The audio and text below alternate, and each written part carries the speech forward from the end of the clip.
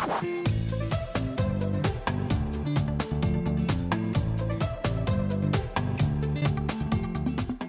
think the most useful way that I could get some feedback or maybe some advice would be structuring my study schedule around a full-time job that I commute to for a significant portion of the day. I'm trying to find the balance between it. It seems a little bit difficult at times, and I try to use my commute in the best way that I can, but my issue sort of comes that I hit this burnout on the end of the day, on the commute back to home, and then also my weekend studying, I believe suffers from that because I feel that I do so much during the week that whether it be like my actual job or secondarily the LSAT, I just feel kind of tired to a degree. But I'm trying to work through the best way and the best maybe mechanism of scheduling to find the best balance. Sure, and I'm not really sure that I found it yet. That's a reasonable concern. So it's natural that at the end of the day, you would be a bit drained and might not be able to get the best studying possible done. What kind of prep are you trying to do during the commute home? So the commute to and from is probably roughly 40 minutes on a train. And then I drive on either side of that afterwards to actually get home. But the 40 minutes on the train, I try to do drilling of exercises, currently logic games, which are killing me to a certain degree. But I try to drill during that time. And during my lunch hour, I try to study from the actual books and try to see where I'm making mistakes and try to go over that because it is a more significant chunk of time that I do have. But I find it at the last commute of the day, I always just find myself veering off of my focus from logic games, and they require all of your focus. And I know that I should be paying more attention to them and, not looking out the window and ignoring them or answering text messages. But it comes to a certain point where you see the game and you just kind of feel that you don't want to do it at that time.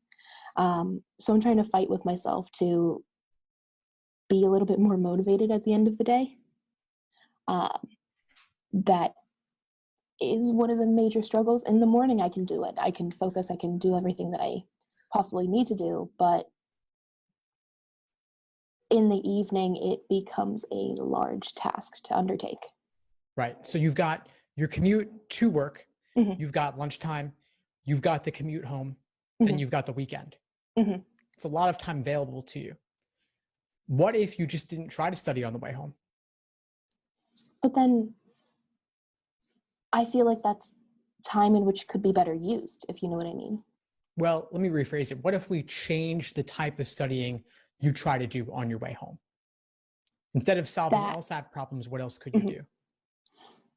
I'm not necessarily sure. I always just kind of think that my commute and the strict idea behind it is the best time frame that I do have for drilling or doing 35-minute sections or anything like that. And I haven't really considered other options. What do you suggest? Well, so you talked about trying to do logic games, like trying to do actual LSAT problems on the train home when you're tired. Yeah. So it's reasonable to try to do that. I've certainly done problems on the train, and it's not always easy when there's distractions and it's not a quiet environment on top of being tired. But what if you could listen to podcasts, you could watch videos, you could just read articles about the LSAT and the law school admission process, and you could save the actual question solving for when you're more fresh. To meet yourself where you're at. And so, I have the LSAT Unplugged podcast, I have the LSAT Unplugged YouTube channel, and you can pre-download or save files so that if your signal isn't strong during the commute, you already have them loaded onto your phone, so you can still listen to them or watch them when you're out of service. Perfect. That sounds like a less intensive way to actually be productive. I like that idea. Thank you. Sure. Just taking notes, sorry. Of course. Yeah, totally. And then on the weekends, of course, that's your most focused time because you have the whole day before you. and you can make of that whatever you want. You can do full-length timed exams, you can do detailed review, you can do several questions by type, whatever is your top priority. Mm-hmm. And then my thought was so right now I'm kind of at the beginning crawling steps. I'd say maybe I'm a 3 out of 10 at my journey, let's say. But my question was actually specifically the practice tests on the weekends. Do you suggest that I take one every weekend, or do you suggest that I have like a cap of a certain number? I'm myself aiming towards a June, July LSAT. And I want to be prepared, but the thing is I don't want to be so run through the material too quickly. Yeah. And not use it to the best potential that it does have for when I could be using it closer to the exam and actually getting the best benefit out of it. Because looking at a question that you've already kind of gone over loses the surprise factor in the actual measurement of what you would do in that circumstance. Of course, yeah. I mean, you've got 4 to 5 months or more until your actual LSAT test date.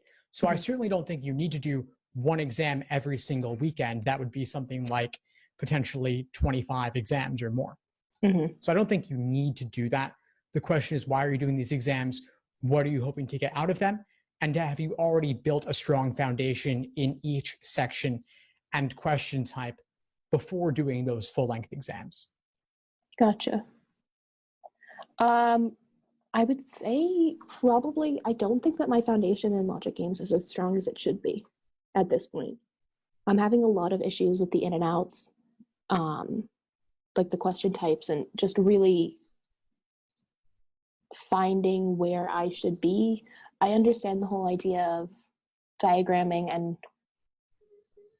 breaking down the actual rules and then the inferred rules from the actual setup, but then morphing them per question is proving a lot more difficult than I anticipated, because I have a tendency to think that question 1 or question 2 still applies and the rules that it introduced still applies at question 8. You know what I mean? Like it's hard to forget the short-term changes and alterations to your base diagram.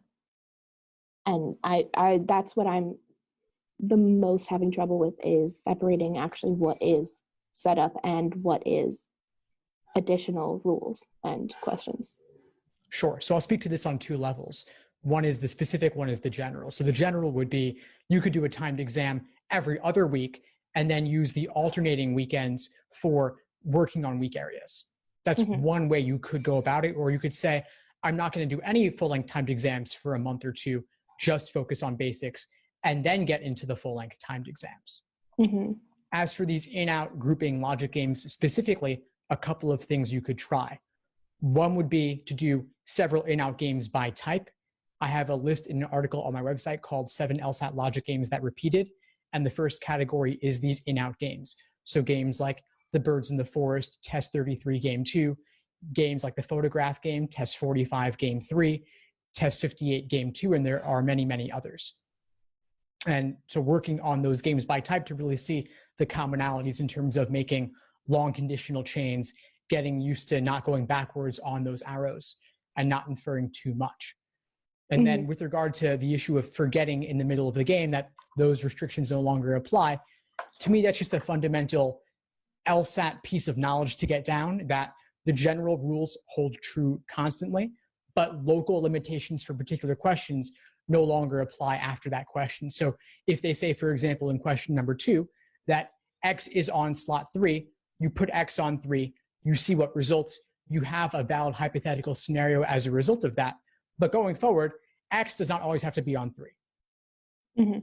That's just something to keep in mind with practice, and I think you'll get it with time. You have enough time to drill that in. And one of my last questions was the actual digital LSAT. is on I think it's a Microsoft Surface Go. Yeah. I'm not a huge user of tablets.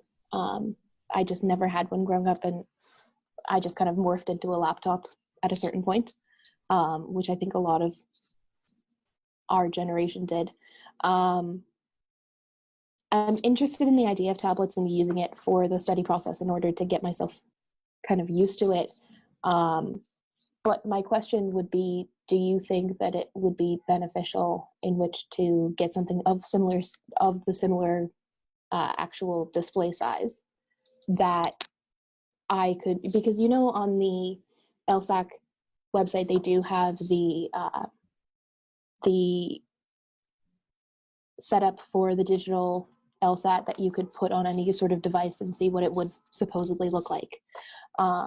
To get used to that format, to get used to actually using a stylus, to get everything kind of in tune? Or do you think that should be pushed to kind of a later date and time within my prep?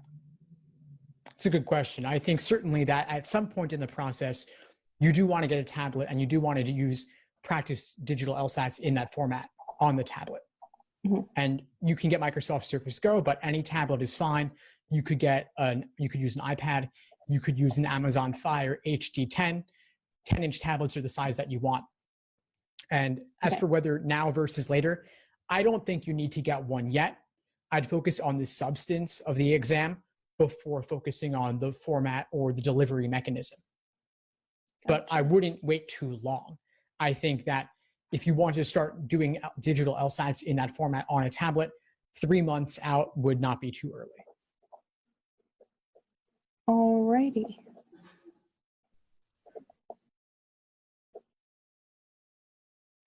And then I find myself discouraged at certain points because I did take a cold pre-test to see where I sat. And it makes me angry at myself and just kind of, I could have done better, and I know I could have done better. But it was something that I didn't know the section substance. I didn't know how they would be or what I would even look at formatting wise. But I can't seem to shake that idea that was my first initial score and I'm not happy with it. Yeah, I get what you mean. That's one reason I don't recommend taking cold diagnostics, because the results are always discouraging. So you're certainly not alone in being discouraged by that. The LSAT is a foreign language.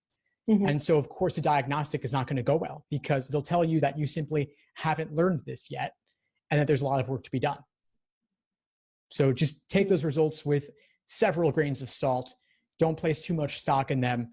And if anything, try to use it as motivation later or as a morale booster later, as you can see how far you've come. Gotcha. But then also, I think I'm looking at kind of the gauge of where I possibly could be from the very beginning of the cold diagnostic. And I know that it's not recommended to take it on and to really take it into account, but I do find myself measuring, this is on average what people increase by. This is what I've heard other individuals have increased by, which it might be significant, like a 15 or like a 20 point. But I still find that where I sat for my diagnostic and where I want to be is kind of at the top end of that. And that itself is one of those things in the back of my mind of a lot of people don't make that big of a point difference.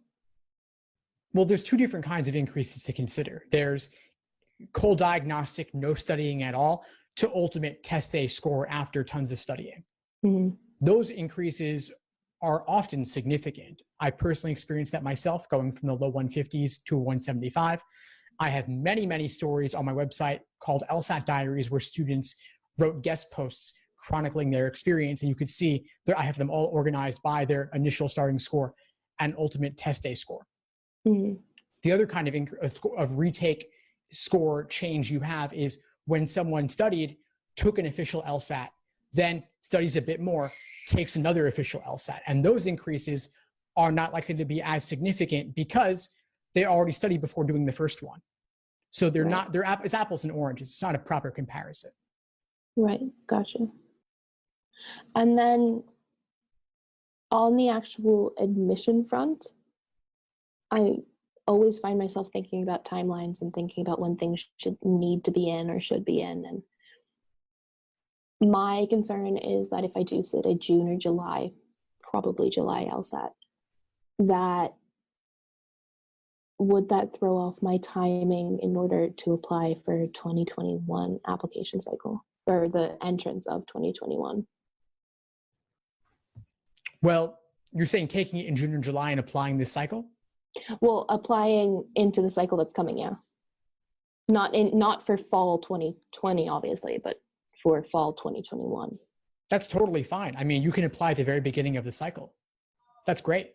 But my idea is like, what if I find myself needing to retake? You know what I mean? Then it kind of skews my perfect idea of this time to get everything sorted and can apply at the beginning of the cycle. Because I know a lot of places do have a rolling admissions policy, which is kind of dangerous in what I'm thinking, because you should be in earlier for rolling admissions because it is rolling and it does take first priority. Well, even if you take it in the fall, September, October, or November, you can still apply relatively early in the cycle. Applying early matters much less than it used to. So, because there's been a recent decline in recent years in the number of applicants overall, and they're waitlisting more and more applicants than ever before. So if you have to retake it in October or even November, that's totally fine. Anything in this calendar year is considered early. January is the latest I'd recommend, but November is still perfectly fine even. Right. And then the other question is, again, on applications, if I don't get what I wanted on my second test, and of course I'm trying to get into these higher schools like the T14, but would it be recommended to take perhaps 6 months and then try again for another, like a summer LSAT in 2021, and then apply for the application cycle of 2022, like take another year? If that's what it takes for you to get the LSAT score that you require, that displays your fullest potential, then yeah, it's absolutely worth it. I mean, folks often don't want to delay a cycle. So I'm glad to hear that you would consider that possibility, because it really is worth it in the long run. Yeah. I just worry that if I delay a cycle and then try for 2022 and I still don't get what I wanted to get, you know what I mean? Like all of like the demons in your mind that really kind of undermine you when you're trying to plan something and have all of your backups ready. I could certainly understand that, but you would be giving it your best shot. And since law schools don't average multiple scores and only take the highest, there's not much downside from an admissions perspective. It's only the time that you're putting in. But if you're seeing that you're making progress consistently over time and your practice test scores are increasing, that's certainly a good indication. It's promising. Gotcha. Okay. I think you've answered everything that I really have at the moment. Awesome. It's most like broader stuff. It's not necessarily specific, but it is an intimidating undertaking, and I do applaud you for being a professional in this field, because it's just a beast. It is, but I'm glad to help, and I'm glad to see that you're really giving it your all and asking all the right questions. Before we sign off, what would you say is the biggest insight you got from our call today? I definitely think that the first thing that we talked about the scheduling and about how best to spend my time, even if it's not direct solving of problems or providing answers within sections, that anything research-wise or anything that fills that I can do that is constructive for the LSAT and not necessarily practice questions is still progress. And I don't think that I necessarily thought about that. I thought that it would almost be slacking off and something to do with that. But I do think that I'm going to take that in mind and really kind of give myself a mental break from trying to do things in the evening and instead try to focus my energy more efficiently on something that I actually can accomplish within that time and not feel bad that I don't accomplish or don't finish. Because again, this is a marathon and not a sprint.